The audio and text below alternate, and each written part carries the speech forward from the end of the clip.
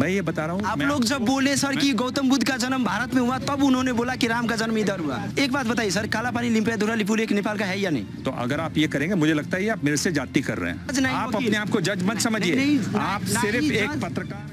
Hello दोस्तों, मैं हूं Vishnu, welcome back in YouTube channel reaction zone. और दोस्तों कैसे हो? तो दोस्तों आज जो वीडियो हम लोग देखने जा रहे हैं, इसके अंदर एक तरफ नेपाली मीडिया है और एक तरफ इंडियन मीडिया है। तो इन दोनों मीडिया के पत्रकारों के बीच में हुई एक घमासान टक्कर।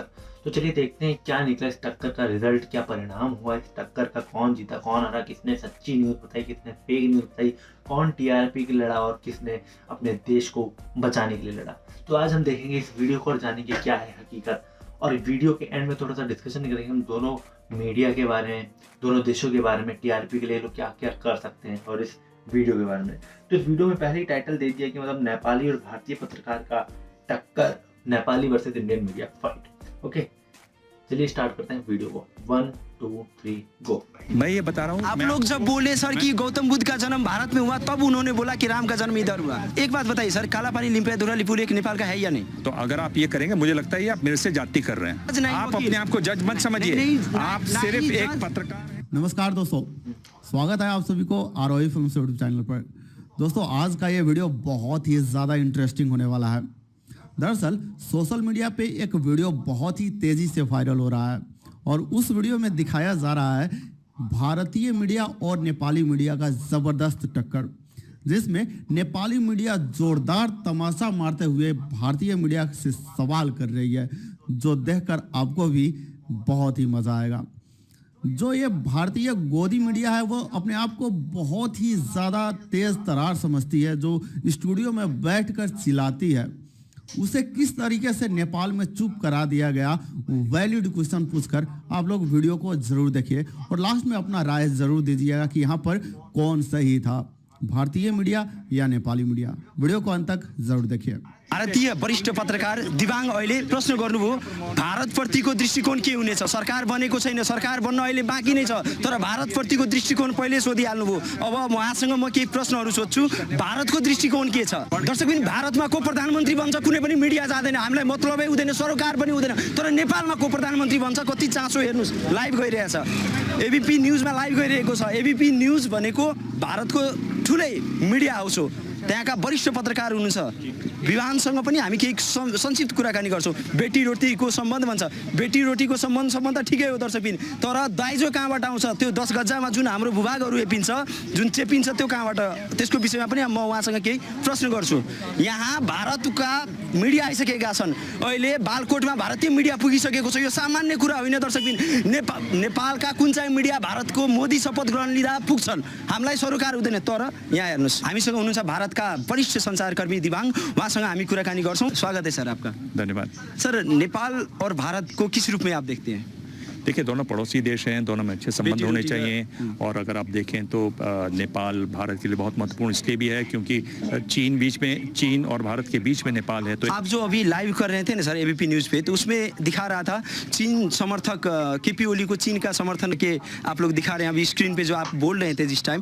केपी ओली जी को चीन समर्थक क्यों कहा जाता है सर? हाँ, इसकी एक बड़ी लंबी भूमिका है और भारत का जो मीडिया है उसमें इस तरह की बात कहें, मैं देख नहीं पाया कि मैं तो लाइव में था। गलत कह रहे हैं सर, मैंने अभी देखा सर। अगर आप जी देखिए, अगर आप ये ठहराना चाहते हैं कि मैं गलत हूँ, आप गलत नहीं है सर। उसमें जो लिखा आ रहा था वो गलत था।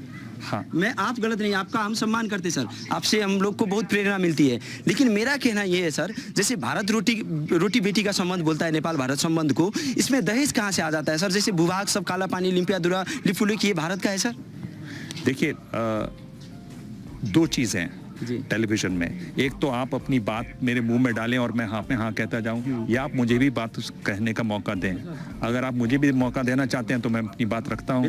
अगर आप चाहते हैं कि सिर्फ आप ही की बात चलती रहे तो मैं बिल्कुल कहता हूं कि आप बिल्कुल सही कह रहे हैं, मैं बिल्कुल गलत हूँ और मेरे को सजा होनी चाहिए। नहीं सर, पर ये बात तो मैं आपको ये कह रहा हूँ कि ये छवि उनकी है। और देखिए, कोई भी छवि हो, कैसी भी छवि हो, उसकी वजह होती हैं। अगर आपके पास वजह है तो आप अपनी बात को कह सकते हैं। ओली जी के रहते हुए सीमा पर गोली चली जिसमें एक भारतीय मारे गए। ओली जी, अब आप ठीक है, बोलिए आप सुन बोलिए लीजिए। तब। एक मिनट आप नहीं, लोग बोलिए। उनकी पुलिस से अनबन हुई। मैं आपको बता रहा हूँ, आप ये समझना चाह रहे हैं कि भारत में ऐसा क्यों समझा जाता है। बिल्कुल। ठीक है, मैं आपको बता रहा हूँ भारत में उसको कैसा देखा जाता है, और मैं निष्पक्षता से आपको बता रहा हूँ, ये वजहें बता रहा हूँ। एक वो हुआ सत्यमेव जयते वाली बात, आप जानते हैं, जिस तरह के उन्होंने बयान दिए। फिर उन्होंने कहा, जिसको प्रचंड जी आज तो उनके साथ हैं, लेकिन प्रचंड जी ने कहा ये बहुत डिप्लोमेटिक बात नहीं है। उन्होंने कहा कि यहाँ पर एम्बेसी में और होटलों में मेरे को सरकार गिराने की कोशिश हो रही है, वो एक बात है। फिर उन्होंने भगवान राम वाली बात कही, जिसको भी भारत में जो राइट विंग की सरकार है, जो एक तरीके से बिल्कुल राम मंदिर के नारे से, एक मिनट मेरी बात सुन लीजिए, फिर मैं वो राम मंदिर वाली बात है। उन्होंने कहा नहीं, भगवान राम का जन्म नेपाल में हुआ था। मैं ये बता रहा हूँ, आप लोग जब बोले सर कि गौतम बुद्ध का जन्म भारत में हुआ, तब उन्होंने बोला कि राम का जन्म इधर हुआ। ये बात मानते हैं कि नहीं? मैं आपको ये बता रहा हूँ, देखिए मैं आपको ये बता रहा हूँ कि आम लोग उसको कैसे परसीव करते हैं, क्या क्या वजह हैं। एक बात बताइए सर, काला पानी लिम्पियाधुरा लिपुलेख नेपाल का है या नहीं? आप बताइए कि आप एक पत्रकार हैं सर, हम भी एक पत्रकार हैं। देखिए, आप ऐसा है, आप अगर मुझे ये कहें कि बंदूक रख के बोलें कि आप हाँ बोलिए, नहीं तो मैं अभी फोन काटता हूँ। नहीं, आपका विचार क्या है सर? आपका धारणा हम ले रहे हैं सर। मैं आपसे पूछ रहा हूँ, इस पर विवाद है कि नहीं? इस पर विवाद था कि नहीं? देखिए, आप एसटीपी पर हैं, एसटीपी के लोग इसको देख रहे होंगे।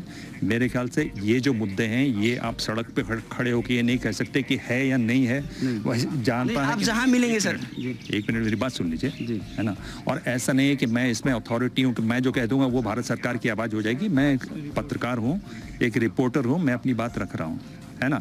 आपने चूंकि कहा कि आप बात करना चाहते हैं, इसलिए मैंने आपसे बात करना तय किया, है ना। तो अगर आप ये करेंगे, मुझे लगता है ये आप मेरे से जाति कर रहे हैं।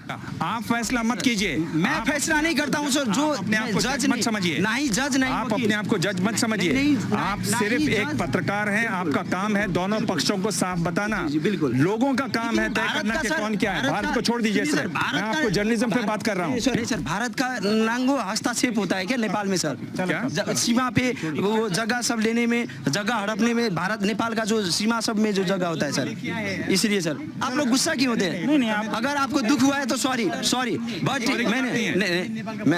नहीं, आप बात कर रहे हैं तो बात कीजिए। आप बात नहीं, आप बात करने सर, बहुत ऐसा भूभाग है सर। मेरा घर बॉर्डर के पास है सर, 10 किलोमीटर पर मेरा घर है सर, नेपाल भारत सीमा पे, और हमको पता है कि कितना भूभाग सब भारत के पक्ष ने कब्जा किया है सर, इसलिए मैंने एक बात बताऊं, अगर आप पत्रकार हैं तो आप क्या हैं वो छोड़ दीजिए। जो पत्रकारिता का सच होता है उसके साथ रहिए। ग्राउंड में मैं रहता हूँ सर। लीजिए मेरी। जी।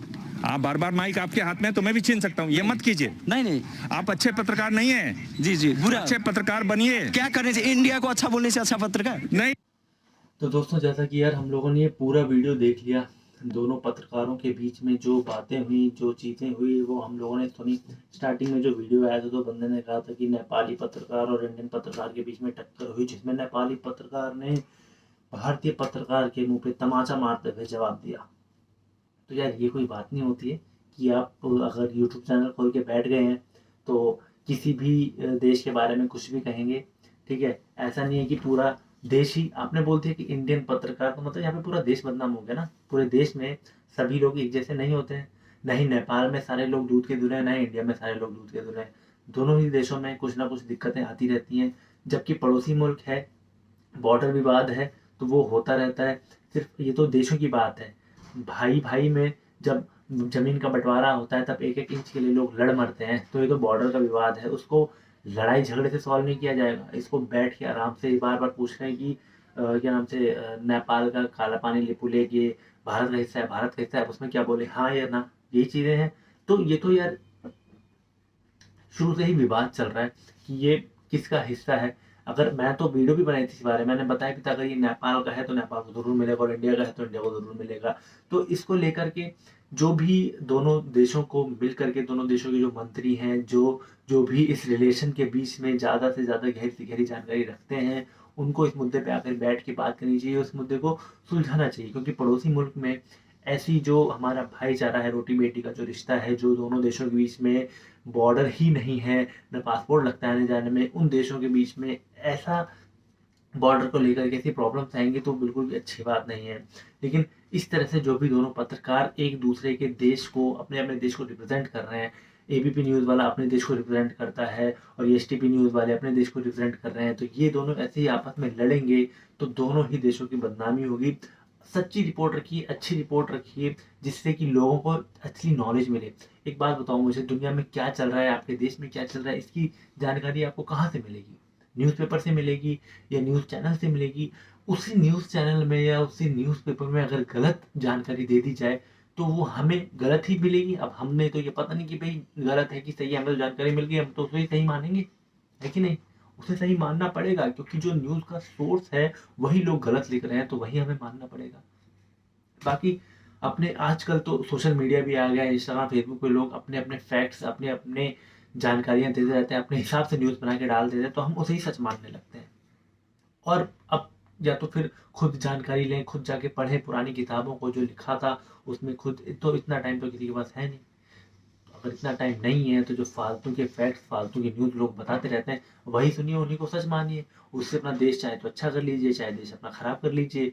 वो अब आपको अपने खुद के दिमाग से ही सोचना है कि क्या चीज़ सही है, क्या चीज़ गलत है। किसी पे भरोसा करने लायक नहीं रह गई है आज की दुनिया।